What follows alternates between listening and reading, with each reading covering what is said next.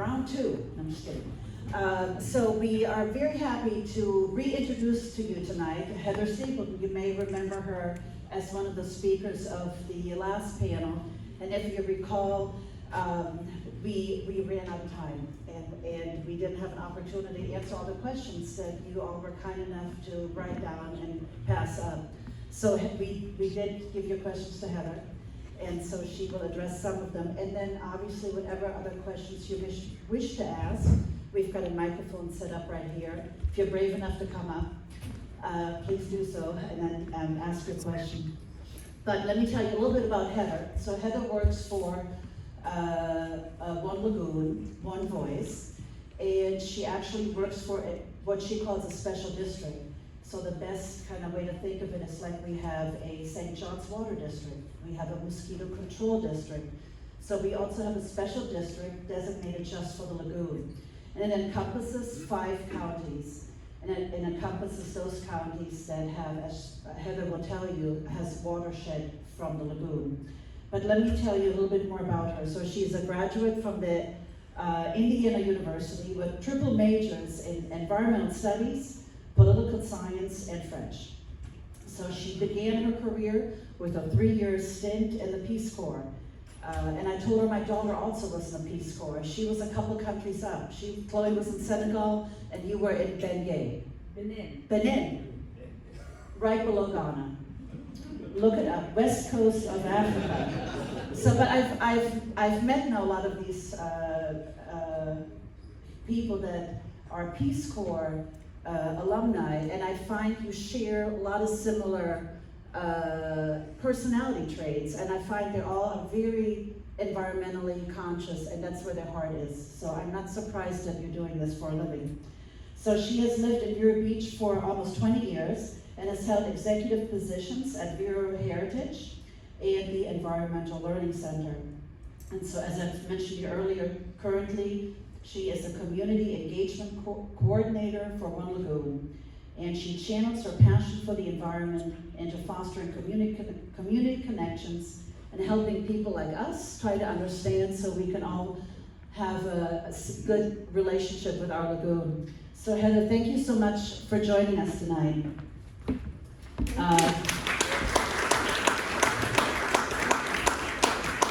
So Heather has done a terrific presentation at the Heritage Center. And Irina said you had done a fabulous job, and so we've asked her to compress a 1 hour and 15-minute presentation into 20 minutes.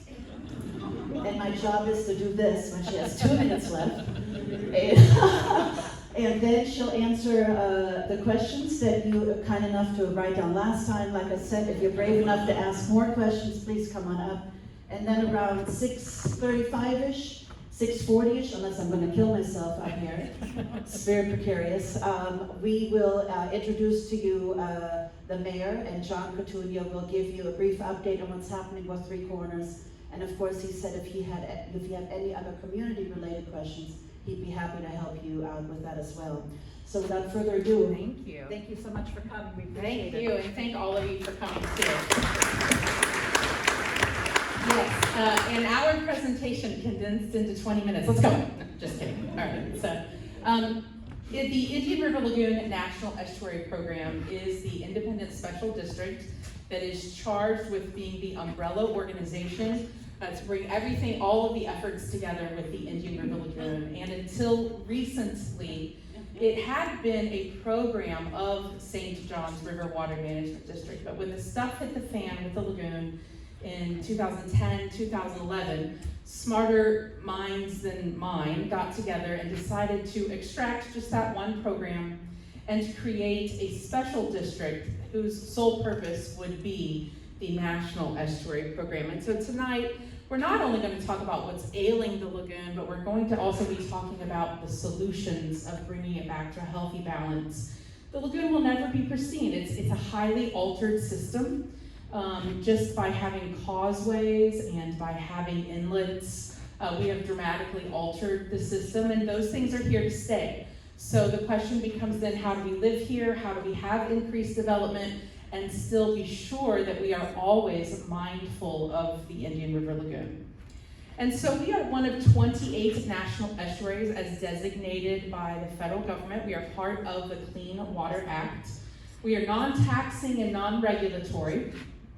So if I see someone doing something that I know is illegal, I can't ticket them or report. I mean, I guess I could report them just as a citizen, but I don't really have an enforcement authority. But we are science-based and we are all about collaboration. Our management conference consists of over 100 volunteers, and one of whom is at least in the audience, but definitely one person is here from our management. We have a management structure, a science structure, a financial structure, and a citizens advisory structure. Heather, I forgot to say something. Yes. You know, I'm embarrassed to admit, I was supposed to tell you the bar stays open. Hopefully my presentation is one, not that bad, and two, not that depressing. But Because the theater is until 6, right? Because the theater is so kind to let us use this incredible space without charging us, so the only way they make some revenues is the bar. So if you have the urge to drink. and I will not find you impolite at all if you need to go do that.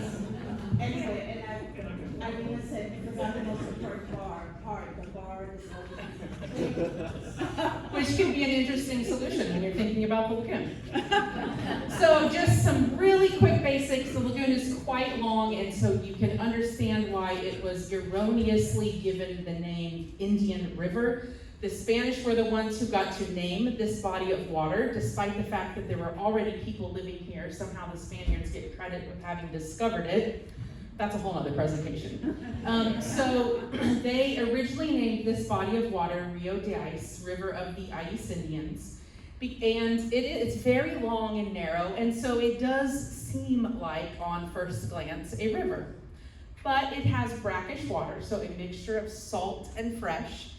And any place where salt water and fresh water mixed together is referred to as an estuary. So Tampa Bay, Florida Bay, Chesapeake Bay, those are also all estuaries, but the difference between a bay and a lagoon is the presence of a barrier island. Another example of an estuary that's more similar, like a lagoon, a sound. So I'm sure you've heard of Long Island Sound or Pamlico Sound. Those are also basically lagoons because the presence of a barrier island. So you can use the words lagoon and sound interchangeably. One thing that surprises most people, it is a wind-driven system. And so when we're here in the winter and we have these really strong northern breezes coming, the lagoon water actually rises because it blows it all down and it tends to pile up, especially where we are. This is referred to as the narrows. You see in our part of the lagoon gets quite skinny. And in the summer, it's almost like who pulled the plug out of the tub? With our prevailing southeast winds, that makes our water level drop because it pushes the water up to the north. And so we really have very little tidal influence. Yes, right at the inlets, of course, you're going to see it. In fact, about 7 miles in either direction of the inlets, you will notice a tidal influence. But depending on how strong the tide is that day and how strong the wind is that day, the wind can certainly negate that which tide is supposedly doing, the exceptions being the fall and spring tides. Then all bets are off. And so all of this evidence together shows this is truly a lagoon and not a river. And why does that even matter? It's more than just a question of semantics. It's not a question of vocabulary, but rather it's a question of how those bodies of water function. And so a river will eventually have a chance to dump itself out. A lagoon almost never gets a chance to dump itself out because of our barrier islands creating that barrier for water exchange. And so over time, our legacy load builds up. That means all of the ways that we have inadvertently been damaging the lagoon over time tends to stay in the lagoon. Kind of like Vegas. What happens in Vegas stays in Vegas. What happens in the lagoon stays in the lagoon. So what in the world happened to get us in this situation? Well, it's complicated. I'm going to run through this very quickly with my 20 minutes time limit in mind. We had a multi-year drought. Neither good nor bad, just is. We had consecutively harsh winters If you were here in that late 2009, early 2010, and then again in late 2010, it got down to 22 degrees multiple nights in a row. That's crazy for this part of Florida. We are supposedly where the tropics begin. The winter was natural. You can't say that humans caused this crazy cold winter. We had had one previously about 100 years prior. It's what really woke up our citrus growers in the 1800s to be aware that, well, yeah, freezes can even happen down in South Florida from time to time. Again, it's neither good nor bad, it just happens. But when you have a multi-year drought, your salinity in that water starts to increase because there's no freshwater inputs from rain, from the canals, from the ditches, and there is evaporation happening. And so the water is getting saltier. Now this happens all the time in the summer when we go through a dry spell like we had been having. The water gets so salty, you get out of the water and you can like literally brush the salt off of your skin. But then it rains and it kind of regulates. Well, at this particular time, there was no regulation happening. At the same time, all of those tropical plants and animals that could not stand those cold temperatures, the water temperature got down to 41 degrees. Crazy. Sea turtles were cold stunning, plants were dying, fish by the thousands and thousands were dying. Things, especially like snook and tarpon, which are truly tropical species, couldn't deal with the 41 degree temperature. And so what was happening was all of this dead matter was just piling up and piling up. And at the time, and it was the dead stuff was releasing nutrients. And at a time when we needed our shock absorber the most, it's also died because of the cold temperatures. There is this macroalgae that is nicknamed the tumbleweed of the lagoon. It's this reddish brown, it's called gracilaria, you see it all the time, it has no roots or hold fast, and so it really does kind of tumble around in the lagoon. It is a natural component of the lagoon, and under more normal circumstances, it can actually help absorb excess nitrogen. So at a time when we needed it the most, though, it too died. And so all of that set the stage for this phytoplankton, this microscopic animal-like plant, because it can kind of move about, set the stage for this phytoplankton, which again is always in the water. It's a natural component of the water, normally kept in check, normally it does not dominate. So we have this guy getting ready to take off, we have all these excess nutrients building up, and because of all of the decomposition that's now happening, of all the dead stuff at the bottom, all of the oxygen is being rapidly consumed by the decomposition process. And so this only adds to the stress. It adds to the stress of fish, crab, shrimp. They all breathe oxygen. They just get their oxygen out of the water with gills instead of out of the air with lungs. So low oxygen conditions become a problem for the animals, and low oxygen conditions become a real problem even for the roots and rhizomes of seagrass. Seagrass doesn't have a lot of roots, but the way it spreads out is by rhizomes, kind of like the dreaded St. Augustine that maybe you still have in your lawn. It sends out runners, and seagrass does the same thing. Well, all of these conditions led to what we referred to at the time as our superbloom, phytoplankton superbloom. We had never experienced something like this previously, and unfortunately in nature, nothing ever sits still. So this phytoplankton superbloom that was in 2012, by the way, yes, I am talking over 10 years ago at this point, led to a 45% decline in seagrass, but of course it doesn't stop there. That phytoplankton greedily gobbled up all of the nutrients, and we went from an excessive nutrient condition to a low nutrient condition, and that set the stage for a brown algae to now out-compete.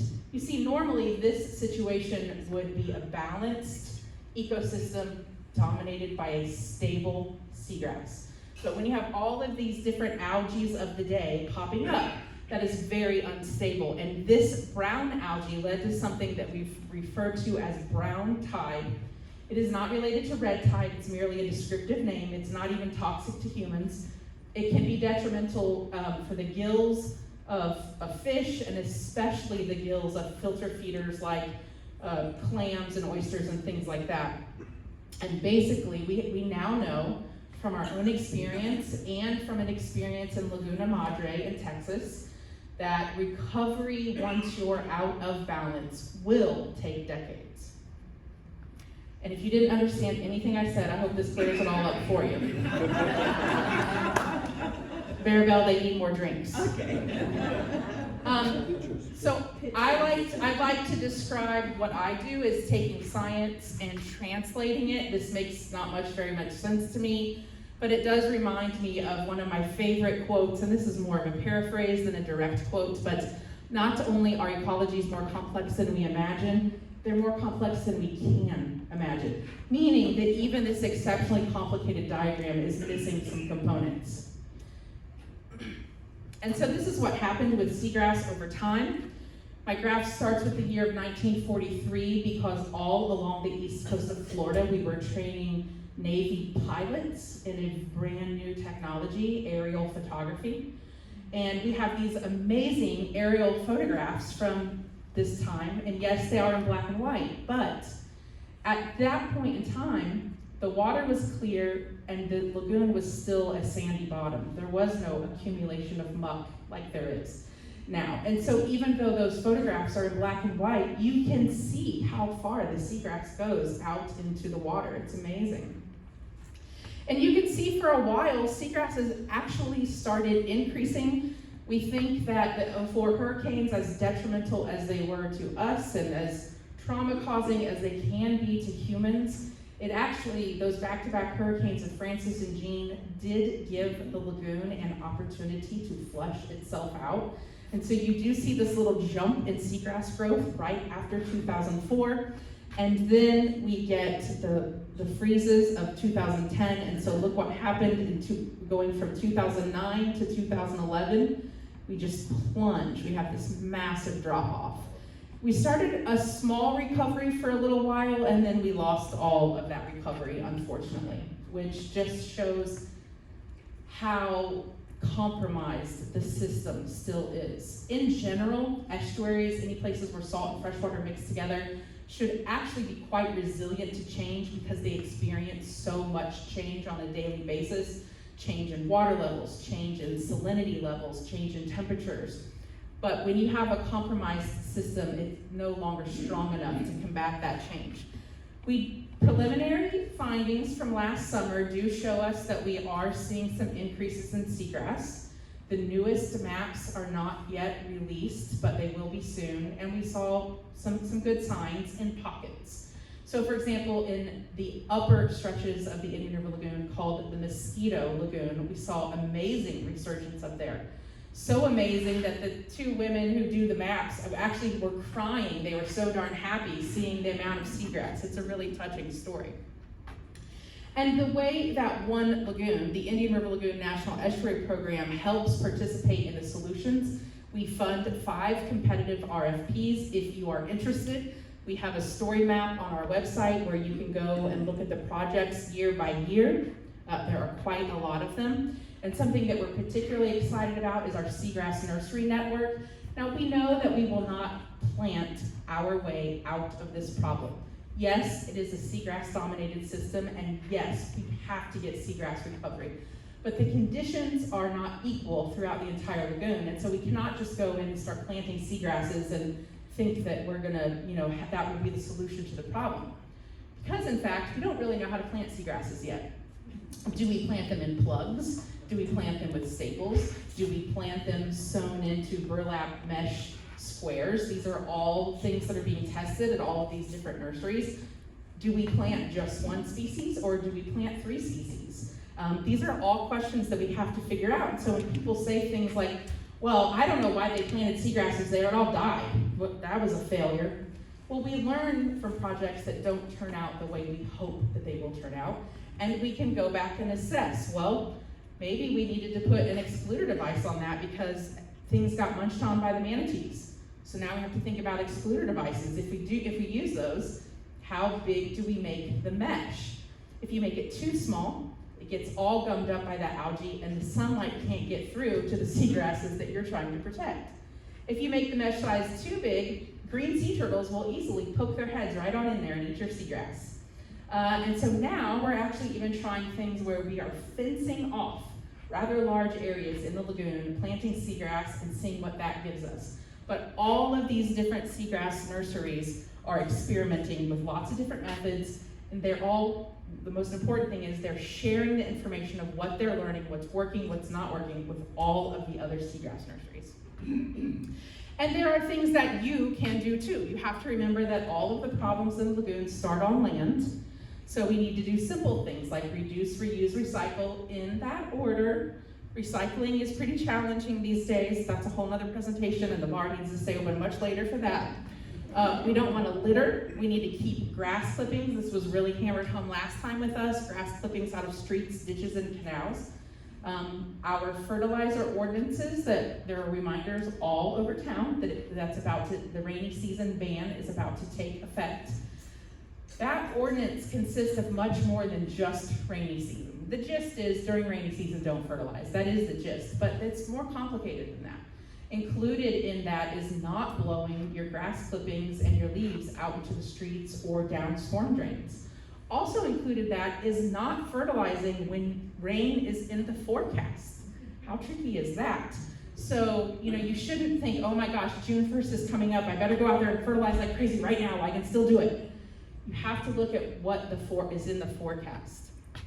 We need to remember that all of our canals lead to the lagoon. We have increased the amount of land that drains into the lagoon by 147%. So land that used to drain to the St. John's now drains to the lagoon. Land that perhaps should have never drained, that should have maybe have been permanent wetlands or recharge areas for our aquifer, we drain that into the lagoon. All the water control districts we're trying to do is get the water off the land so we can farm it and we can prevent human diseases. We used to think that wetlands were bad. We named them things like the Great Dismal Swamp. We thought that just by being around a swamp, you were going to get yellow fever or malaria. Pick up our dog waste. I'm glad that you all mostly finished eating. We talked a little bit about this, but in the whole watershed for the entire lagoon, 102 tons of dog feces is left on the ground in the lagoon watershed daily. Not weekly, not annually, but daily. This is a problem. When you already have too many nutrients in the water, feces does have a nitrogen and phosphorus component to it. More troublesome though is the stuff that we don't test, the bacteria and viruses. We don't test anything for that. Now this has never happened in the state of Florida, but in California, we have found marine mammals with canine diseases, so we know that it is possible. And our manatees have already suffered. We had an unusual mortality event. They were starving to death because there was no seagrass. Our dolphin have already been found with all manner of human drugs, both legal and illicit, in their systems. And so knowing that our marine mammals in the lagoon are already having a problem, why would we make them suffer anymore? Another thing that you can do at home and in your communities is replace sections of your lawn with Florida-friendly landscaping. It doesn't have to be the wild and woolly look. Honestly, this highly manicured thing is also Florida-friendly. I cannot imagine being responsible for trimming every little one of those puffball hedges. Not my cup of tea. But why not this lovely compromise solution where you still have about a 5-foot strip of grass at least, and then you've got your attractive groupings of native plants as well. It's illegal for your HOA to prevent you from pursuing Florida-friendly landscaping. The caveats being, you better know what the legal definition of Florida-friendly is. I suggest working with an expert. I know someone who ripped out all their grass, put in rocks and cacti, and said, it's Florida-friendly. That is not Florida-friendly. That's the most Florida-unfriendly thing that you can imagine. Rocks are not a replacement for mulch. Rocks are not a replacement for plants. And so rocks are a terrible idea for helping stormwater in the lagoon. We put way too much nitrogen fertilizer on our lawns, and because of that, because of over-fertilization, we end up with plants living in our canals and ditches, freshwater plants, that wouldn't normally be able to live there, but we give them lots of nutrients. They go through those canals and ditches, they end up in the brackish water of the lagoon, and there they die. and that releases nitrogen and phosphorus and builds up that muck layer. It's very inexpensive to put a pound of nitrogen on your lawn. It's currently estimated a little over $6,000 to get 1 pound of nitrogen out of the water once it already gets there. We also need to think about septic tanks. We have over 300,000 septic tanks in the Lagoon region, and they're all leaching nitrogen at a rate of about 10 pounds per person per year. Our soil is sand, our water table is quite high, and we get lots of rain. Ideally, we wouldn't have septic systems with the densities that we have, and that's why so many, shout out to the City of Vero Beach for one, and the county and nonprofits that are helping people get off of septic and onto sewer, because they just don't do well in our particular circumstances. So what do you know about yours? How old is it? Are you having it inspected? Are you having it pumped? Are you checking the outlet tee from time to time? Are you hosing off the outlet screen? Do you even know what the heck those things are? If you have a septic tank and you know nothing about it, my homework for you this evening is to learn. Learn about the anatomy of your septic tank and learn about how frequently you might need to be having yours inspected and pumped. If you have a multi-generational household that has more people living in it than the septic tank was designed for, that's a problem. These are all of the things that are perfectly fine to be in a septic tank, and you would expect all of these things to be okay, but these are all the things that aren't okay, and seemingly innocuous things like back-to-back loads of laundry.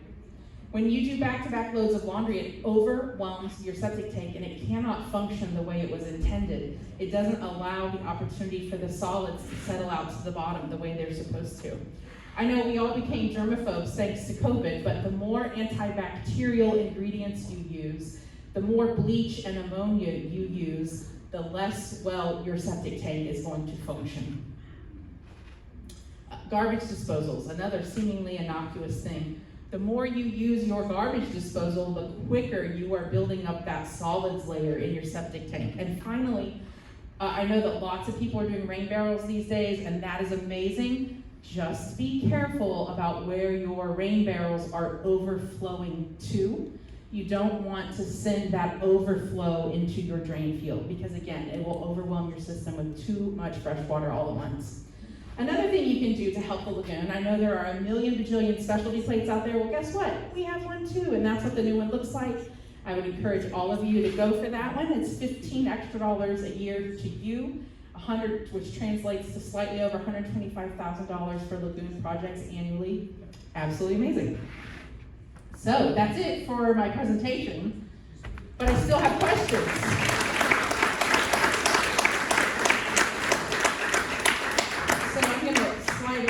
So I can be in the light and do these questions a little bit better. So what needs to be done? Please know that there is more going on than you probably know is happening.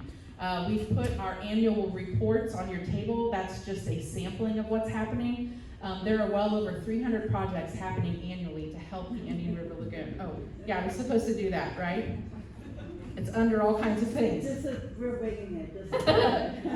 Who will pay for what needs to be done? Well, luckily, for the time being, we're at record level funding right now. We have an amazing amount of funding. It will not be this way forever, but thanks to the Bipartisan Infrastructure Law Act, we have some extra funds because of that. We have amazing bipartisan support for our project. I don't care if you're a Republican, Democrat, Independent, or something else. Everyone is supportive of a healthy lagoon and a healthy estuary.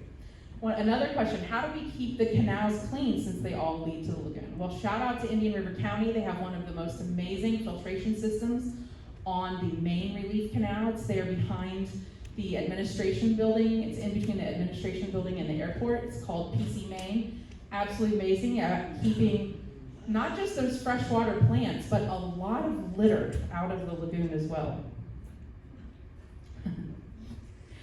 We hear that the lagoon is in trouble. Is it better today than a decade ago?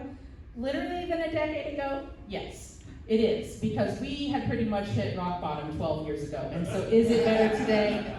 We don't really have any, can't really get much worse.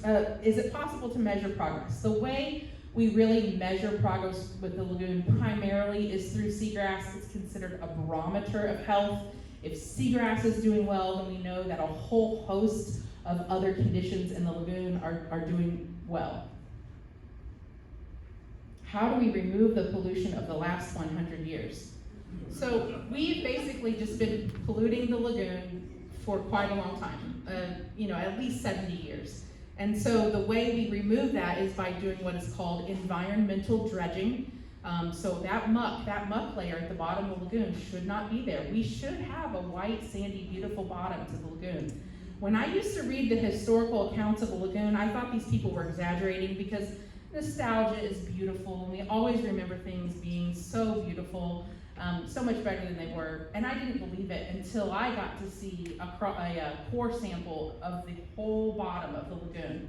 And all of that muck is very unnatural, and that's what's holding all of that pollution for the past 100 years. And it also continues, as it decomposes, it continues to re-release nitrogen into the system as well. You have to be careful how you say this. It's a good thing that I haven't drunk anything yet. It's called muck flux. You can see where the problems might happen there. We have to be aware of muck flux. And by removing the muck, by doing environmental dredging, we are helping get rid of that. How do we make buffered shorelines sexy? What a question. We actually have stickers that say seagrass is sexy. So, we inherited this idea from our European ancestors that expansive green lawns are a symbol of wealth and status. Because by just having a beautiful green lawn, you could prove to everyone that you didn't have to grow food. Well, not too many of us grow our own food these days, so I don't know what we're trying to prove with our beautiful green lawns. And I honestly don't know how to make it more sexy, except to say that we have to do it. We have to stop putting in St. Augustine grass that requires watering, which, by the way, I learned that some people water with potable water. So we have to stop planting that because it requires extra watering and it requires extra fertilizer. If you choose native plants that are appropriate for your lawn and you get an expert's help, you will not have to water past getting the plants, established, and you will never have to fertilize. And the county and Pelican Island Audubon Society have got some great demonstration projects at the Beachside Post Office, at the Up Center, and at the county building themselves. So 3 great places where you can go and look for beautiful examples on how you might incorporate Florida-friendly landscaping into your lawn. Oh, how do we keep doing what we know is right if our neighbors aren't doing what's right, and you feel pointless if you're the only one doing what's right in your neighborhood? I find it empowering to do the right thing. I find it, I've been bragging, I have to admit. I gave up plastic for Lent, and everyone was like, oh my gosh, that must have been so difficult. And it wasn't easy, but everything that I figured out how to do to have less plastic emboldened me to do more. I am never with a plastic water bottle ever these days. I even took reusable containers to the deli and to the butcher and used reusable containers. So it's possible. So I don't know, start an environmental support group and rely on one another and commiserate with one another. Talk to me. I am the biggest cheerleader for the lagoon. I'm the biggest cheerleader for environmental behavior change. I will gladly help you, and if you're in a slump, I will gladly chat you out of that slump. Here's a question about whether our lawn maintenance crews are educated. Well, yes, they are. Everyone who works professionally for a lawn maintenance company must attend a certain level of education classes. And they have to do continuing education. And for the more products that they begin to apply, the more education they must have. So if they're just mowing the lawn, they take the basic class.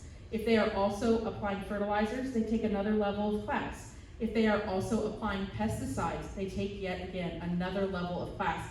And what we have found is that the big companies that do this as a business are actually following the rules pretty good. It's actually the homeowners who take care of their own lawns that are not following the rules. We can go wherever we want and buy whatever we want, whenever we want. Because though it is illegal per fertilizer ordinances to apply nitrogen during the rainy season, you can still purchase fertilizers with nitrogen during the rainy season. We cannot, legally, we cannot prevent the sale of that fertilizer. And the companies know this, and they have been found to be mostly been doing the right thing. And so it's a lot of us who take care of our own lawns who just need to be careful about what we are doing. And we have to get past that, well, if a little bit's good, then a lot must be great mentality. We know that's definitely not true. And we have put some educational materials. I'll say Brevard County is doing an amazing job of this, of making it very visible, putting educational materials in places like Lowe's and Home Depot, but it's hard. Oh, there's another question. Not a question. But so that is challenging. Oh, same thing, is there a way to pressure the stores? I mean, I like the more flies with honey than vinegar rather than the apply pressure approach. So the lawn care companies are using best management practices. It's the homeowners that aren't. How is big sugar affecting the lagoon? Oof. That's huge because, and that's a whole nother evening, and I don't say that jokingly. There are all kinds of environmental repercussions from the way we grow sugar in Florida. It is definitely a challenge, not just for the lagoon, but on the West Coast as well.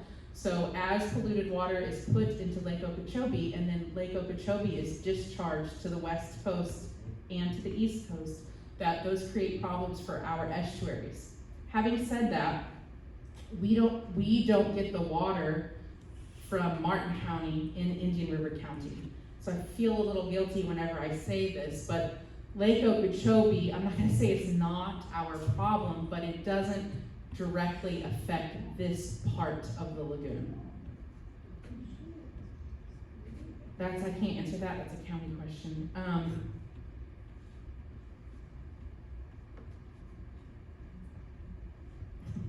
So I don't know if, Mr. Mayor, if maybe you would like to talk about the stormwater utility assessment, because we do have one question specifically for the city about that, and we also have one question specifically for the county that I won't answer on their behalf. But I would like to open up, are we doing questions, or do you want John to come on up? John can Oh, John, can you tell us about, can you give us an update on the stormwater utility tax?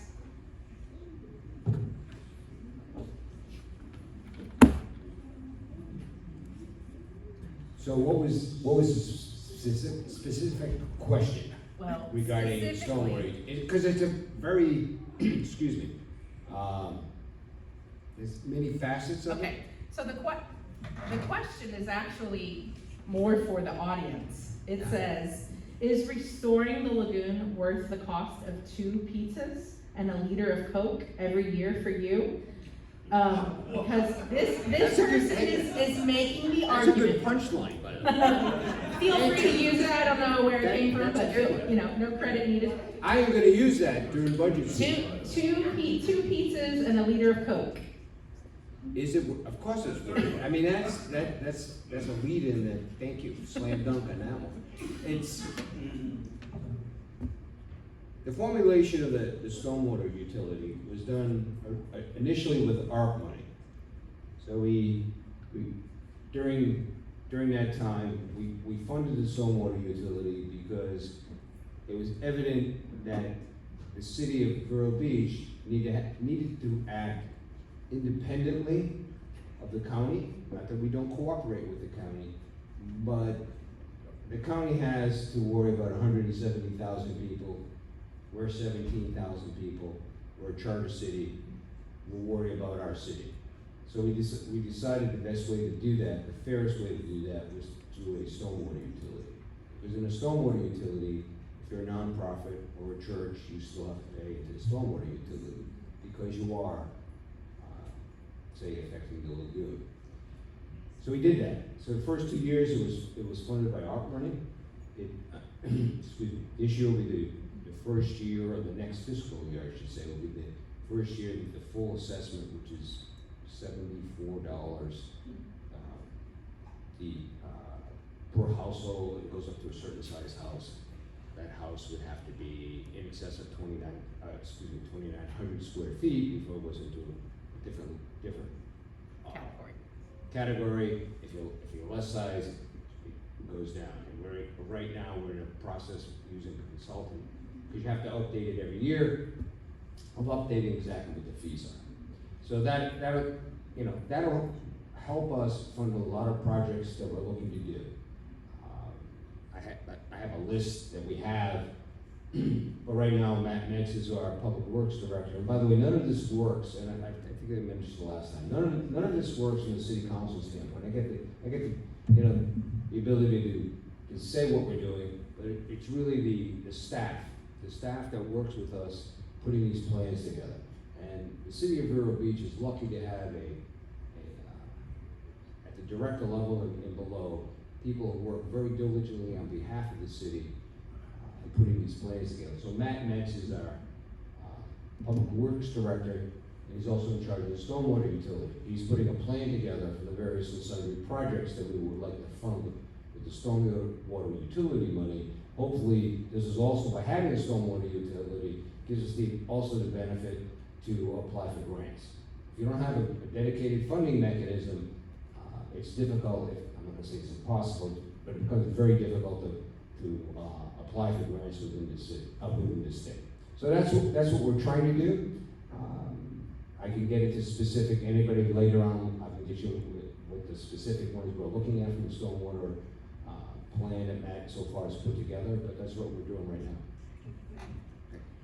If you live within city limits and you have not checked out the amazing dashboards that are on the city's website, it is so cool, and my longer presentation talks about this, but you can actually go and look at how much the street sweepers have cleaned up. We have 2 street sweepers now, huge help for the lagoon. And you can look at their monthly totals and see how much debris and litter they've kept out of the lagoon and how much nitrogen they've kept out of the lagoon. Go to a different dashboard and you can see how many homes have gotten off of septic and onto the step system, which is amazing. Those numbers are always updated. There's all manner of really neat things to investigate with what the city is doing on the city's website. So congratulations on those dashboards, they're amazing.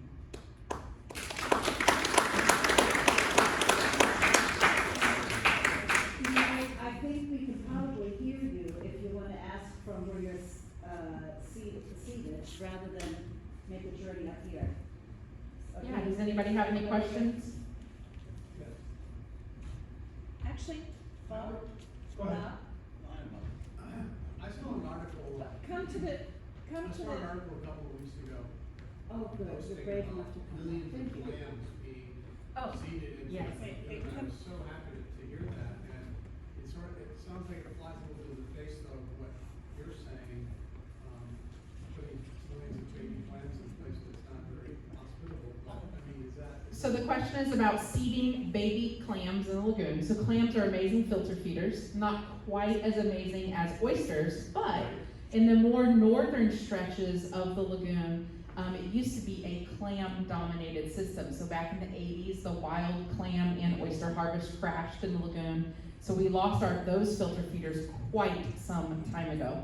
And so not all of those will survive, and that's the reason for releasing. Literally, the eventual goal is 1 billion clams. Doesn't that sound cool? Not all of them survive, and we know that going into it. It's a really cool project. We will learn from it. We're actually using drones to put a lot of those baby clams into the lagoon. It's not yet happening down in this part of the lagoon, because this part we don't think was ever really a clam-dominated system like the northern parts of the lagoon. Who's doing that? That is Dr. Todd Osborne and from FIT and some other people, some fishermen that he's working with. It's a really cool project, definitely. Thank you. Thank you. Irina just reminded me, you're videotaping this, so that's why she would like for everybody to come up here, to be brave enough to come up and ask a question, so you can see yourself on video. Please, thank you. First, your presentation was great. I learned a ton, really well done.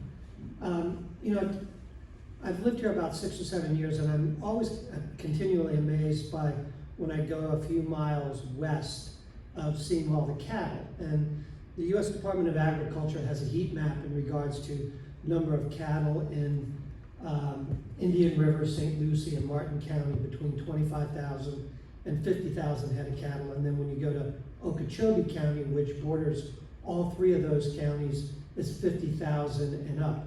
What is the effect of cattle and cows? Because you see all the canals that are out there also, and we saw kind of the news about dogs. What is it about cattle and the effect that that has on the lagoon? So thank you. Cattle and dog feces are very different. Dogs are carnivores, and so their waste product is highly acidic, and cows are herbivores, and so their waste product is very different from that of dogs. Having said that, we do have a lot of cattle in Florida, and all of those drainage systems that were initially put in were specifically put in for cattle ranches and citrus groves and all of that. So they continue to have an effect on the lagoon, no doubt about it. We have the same amount of cattle now that we had about 50 years ago, but meanwhile our population has increased, human population has increased dramatically. And so the cattle population has not increased over the past 50 to 70 years, whereas the human population, the increase has been multifold. So my answer is not that cattle don't have an effect on the lagoon, but my answer is that humans have much more impact on the lagoon and how we maintain our lawns and how we maintain or even have a septic tank in the first place. There is more nitrogen and phosphorus coming from humans and septic tanks than there is coming from cattle. But everything that we do, I mean, I drove here tonight and I applied my brakes, and therefore a little bit of brake dust got onto the road that will wash off in this evening's rain or tomorrow's rain and end up in the lagoon. So it's real, you know, all of us have an effect on the lagoon every day by just living here. And so really my real message is, how do we lessen that effect on the lagoon? Thanks, appreciate it. Thank you. And in the interest of time, if you do have questions, feel free to kind of queue up and then we can get through them a little more quickly.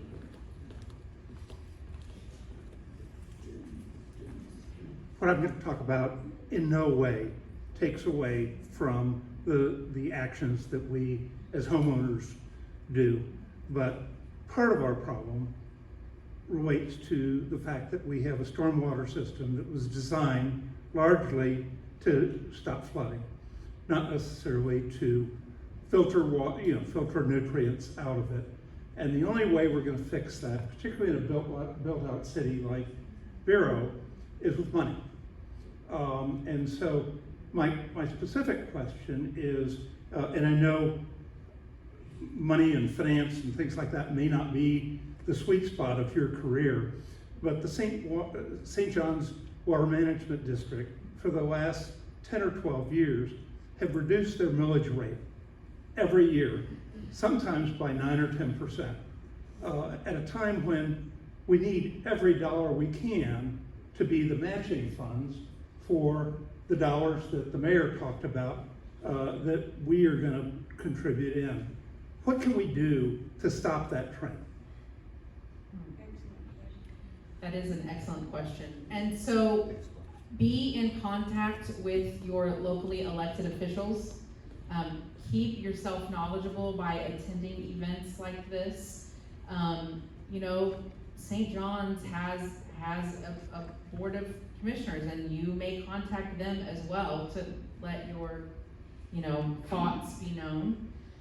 It is a problem, and it's not unique to the city of Vero Beach, nor is it unique to Indian River County. All of our wastewater treatment systems and our stormwater systems are severely outdated. And up in Titusville, they have breaches all the time. And I shouldn't say all the time, that's a little unfair. They have frequent breaches of their wastewater system. And that's a problem. We did have one within the city of limits of Vero Beach several years ago in the Bethel Creek area. So as our infrastructure starts aging, and as our infrastructure has to accommodate way more people than it was originally intended for, we absolutely must start upgrading those. And one of those, another congratulations to the city for being only 2 entities on the Lagoon region got the Florida DEP Clean Water Grant to help us with our advanced wastewater treatment system that's being moved away from Three Corners and over near the airport. So congratulations on that, because we're only 2 entities got clean water quality grants from DEP recently to help do that. Yeah. And so that was quite forward thinking for the city to have a project ready to go. That's the other thing that's challenging about these grants. You have to be ready, and that can be difficult when you don't have the money to get ready. So congratulations on that, and congratulations to all of us for that. But that's just here, and like you said, we're a small city compared to when you look at the entire St. John's region of 18 counties.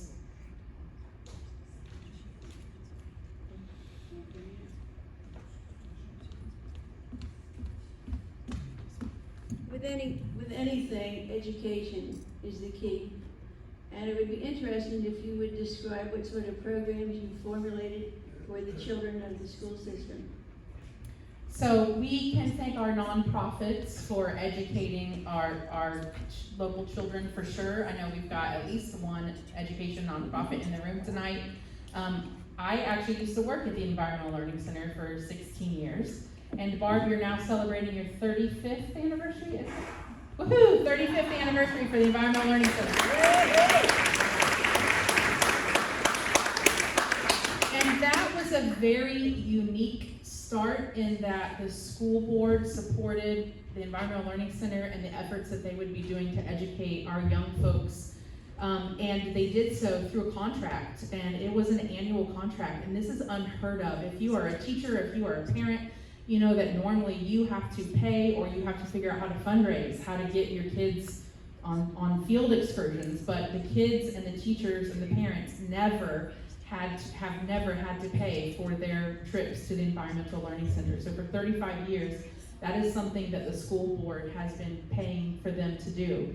And as you can imagine, school buses are ridiculously expensive and logistics are a nightmare, but those programs have been going on for 35 years here locally. Up in Volusia County, which is also part of the Lagoon, we have something similar with the Marine Discovery Center. So there are lots of wonderful nonprofits that are educating the youth. But I will say, you know, the kids don't get to make a lot of decisions. Kids don't have the money. Kids don't vote. Kids do what their parents tell them to do. And so we've got to do just as much as we're teaching the kids. We have all got to do those things too. Oh, did I cause a stir over there? Things that we tell them to do. I mean, they have no choice. Yeah. I'm gonna ask the last question, okay? And so let me ask the last question and then turn it over to Mr. Petulio. So I understand a couple of representatives are here from the prospective developers of Three Corners. So I don't know who they are, but I understand they're here. So I was wondering, what suggestions could you make to a prospective developer for this community? What do you suggest to them that they could do to be cognizant of what they're about to embark on? And as Mr. Sorensen has so wonderfully said, to get this in tip-top shape. And thank you again for your time.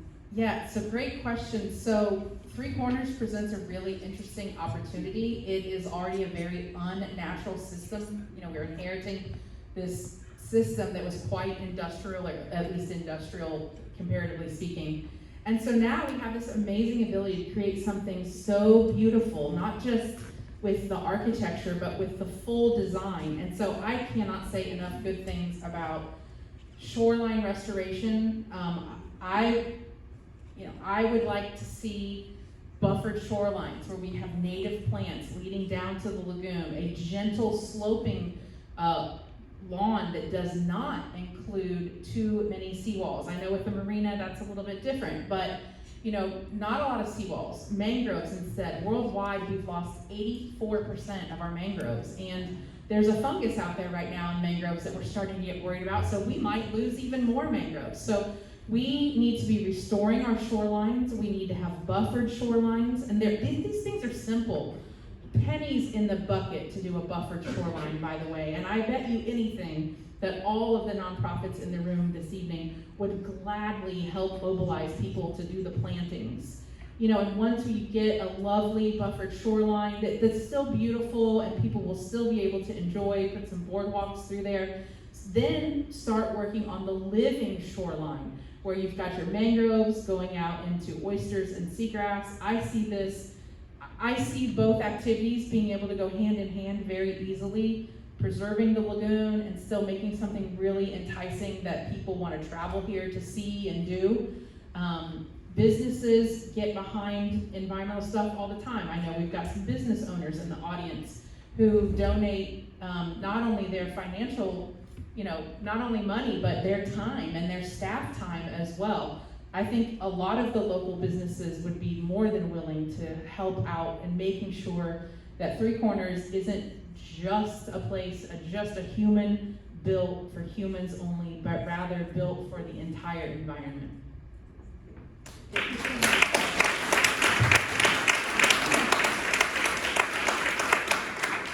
ready? Okay, take it away. And John, will you take some questions too? Mr. Petunia? Yes. Will you also take a couple of questions if you Sure. have time? Sure. I'm trying to stall so I don't have time. Okay. That's what I was afraid of. Heather's always hard to follow, so I will try to do my best here. First, to address a couple of things that are good that the city's doing and that I'd like to always promote, and that is our septic to sewer. You know, we have been leading the county in our, what we call a step system. We passed an ordinance which is ahead of the state septic to sewer mandate, which one of those beautiful unfunded mandates that the state always hands down to local municipalities. We're supposed to happen in July of 2030. We passed an ordinance to make it July of 2028. The reason why we did that, because you don't wait to the last minute, because there's always gonna be something that's gonna come up. There's gonna be people who refuse to do it just because of principle, or their principles, I should say, and there are gonna be people who are gonna need help in doing it. So we passed that. So I'm very proud of our council in getting that done. And the other thing is, along with the wastewater, water reclamation plant that be going on in Three Corners that Heather mentioned, is that, you know, we are, that main relief canal, we're gonna be taking, in a short period of time, 3 million gallons of water per day. Will be pumped out of the main relief canal, be filtered of the harmful nutrients. It will then be piped over to Johns Island Water, where they will then use that water to water their golf courses. Now, they're helping us fund that. We're getting funding also through St. John's Water Management, and also the city is participating with funds. Now that not only is tremendous accomplishment for taking 3 million gallons of water out, but it's saving 3 million gallons a day that John's Island is using. It's potable water. Now that to me is amazing from the standpoint of preserving the aquifer. So that's, you know, that is something that we are very proud of. It was a project initiated by Rob Bolton, who's our head of our water utility, and that project has been recognized through the state for leading edge, out of the box thought process. And we'll have others coming down from the stormwater utility with METs. Now the updated Three Corners. Tomorrow's another milestone in the selection process. Our selection committee met last Friday. They made their recommendations. They interviewed all the 4 proposals that were made, the submittals. They ranked those submittals.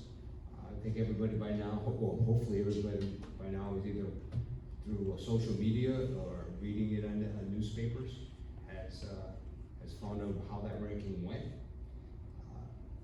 The team from Indiana, Clear Path, was ranked number 1. Suda was ranked number 2. Vista Blue, Vero Beach Resort was ranked number 3, and Edgewater Group was ranked number 4. Now tomorrow is another milestone. So tomorrow, the different teams will be presenting in front of the City Council. It's a closed door meeting. The meeting will begin open to the public. We will close the meeting. We will do the interviews. Then we will reopen the meeting at the end of those interviews. Then on the 28th of this month, we will have an evening meeting. The meeting will start at 6 p.m. It'll be held again in City Council chambers. And at that time, it is actually an actual City Council meeting. We just moved the time from 9:30 in the morning to the evening to try to get better participation from the community, because that's the final selection process by the City Council. When we digest the information, we do whatever City Councils do with that kind of information, and we make our selections. We're gonna try to keep a lean agenda, because we expect there'll be a good turnout for that meeting, and we do want to solicit public opinion and comment, limited to 3 minutes, because that's the way we do things. And before we go ahead and make our decision. I think everybody who has been in our community knows that this process, which began actually 2018 when DPZ was picked as the planner to formulate the design, has been ongoing since, has been going from that time. Then a steering committee was selected, which I had the honor and privilege of serving on in 2019. And we also have my Vice Mayor Morris here, and she was on that committee also. And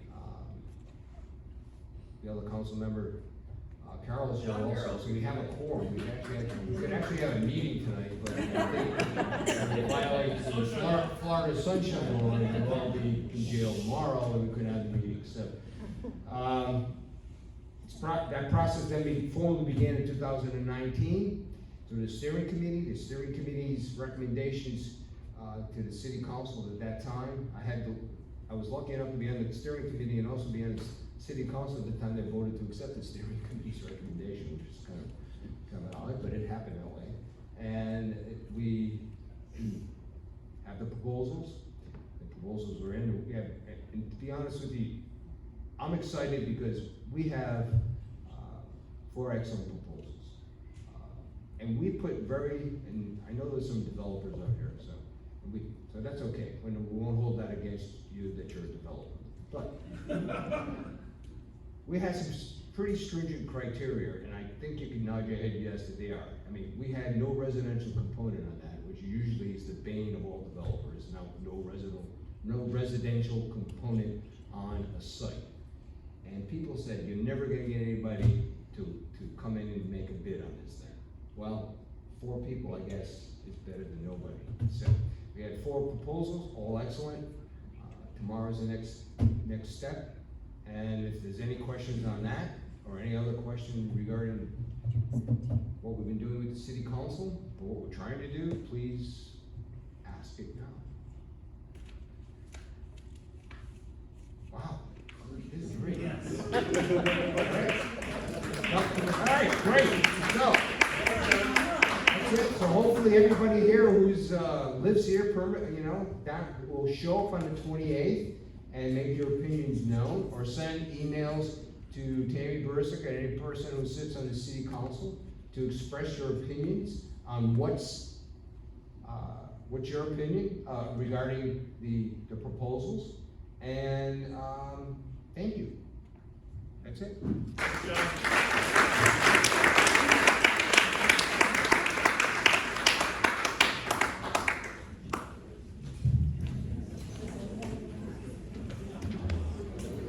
I assume nobody wants to ask any more questions to Mr. Coutinho? No, I mean, I asked, nobody's got a question. So let me real quick mention a couple of things. I believe on June 17th, Let's Talk Vero will entertain to all of you the winning bid, I'm Yes. gonna say. So that's, Irina, that's on June 17th, right? So for those of you that are here tonight, obviously we thank you for your time, but on June 17th, the developer that will have won the bid will make himself or herself available to address the community at that time. And I'd like to thank Let's Talk Vero for organizing this for all of us.